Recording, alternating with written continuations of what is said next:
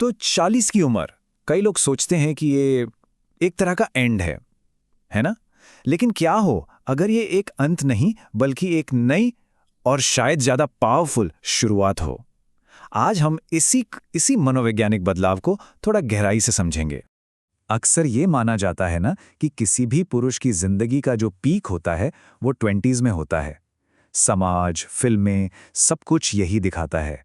पर क्या ये सच है? चलिए आज इसी सोच को थोड़ा चैलेंज करते हैं।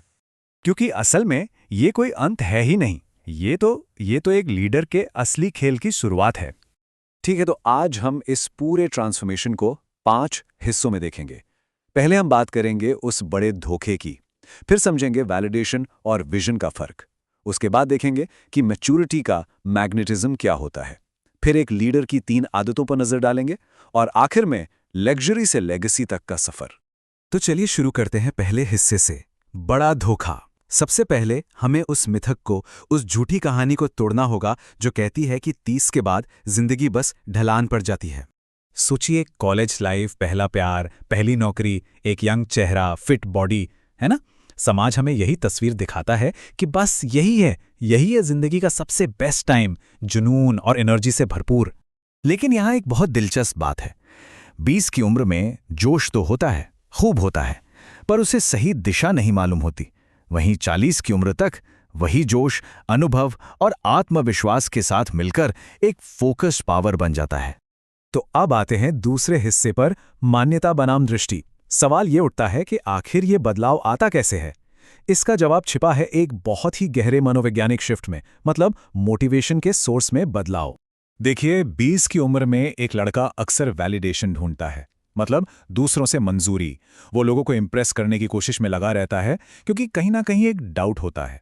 पर 40 तक आते आते एक पुरुष को यह समझ आने लगता है कि असली पावर बाहर से नहीं, अंदर से आती है, अपनी विजन को फॉलो करने से। तब वो अपना रास्ता खुद बनाता है, दूसरों के हिसाब से नहीं। और सच कहूं तो यही असली टर्निंग पॉइंट है, जब कोई इंसान दूसरों की वैलिडेशन के लिए जीना छोड़कर अपनी विजन के लिए जीना शुरू कर देता है, तो वो दूसरों के लिए एक इंस्पिरेशन बन जाता है, अपने आप। चलिए अब बात करते हैं तीसरे हिस्से की, परिपक्वता का चुंबकत्व। ये जो नई मानसिकता है ना, ये एक अलग ही तरह का, एक ज्यादा पावरफुल अट्रैक्शन पैदा करती है। और ये अट्रैक्शन, ये कोई लुक्स या उम्र का खेल नहीं है, नहीं, ये एक तरह की मेंटल एनर्जी है जो आती है एक मैच्योर माइंडसेट से, एक शांति से और खुद पर काबू रखने की कला से।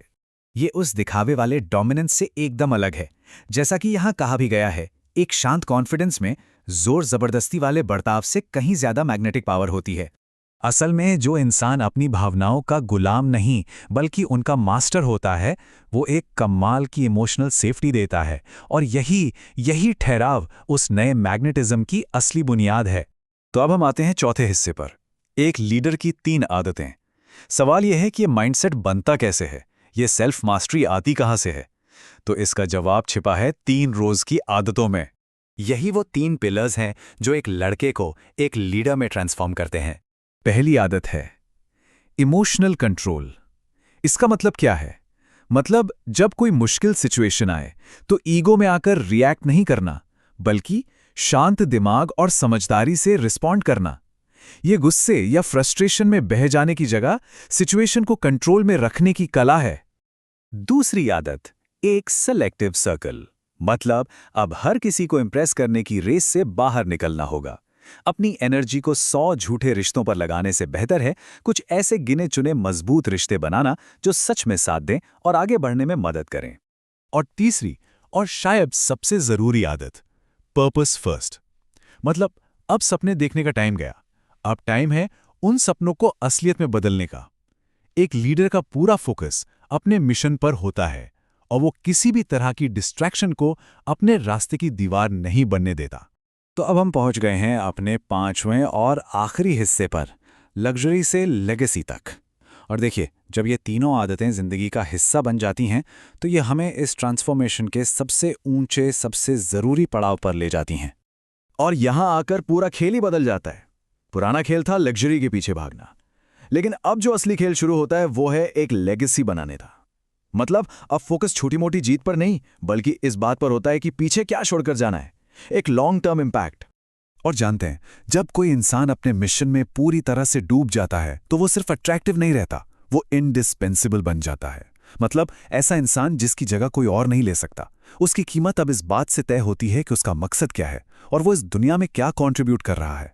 तो आखिर में ये एक सवाल है जो सोचने पर मजबूर करता है। क्या हम सिर्फ छोटे छोटे पलों के पीछे भाग रहे हैं, या फिर एक ऐसी विरासत बनाने में लगे हैं जो हमारे बाद भी जिंदा रहेगी?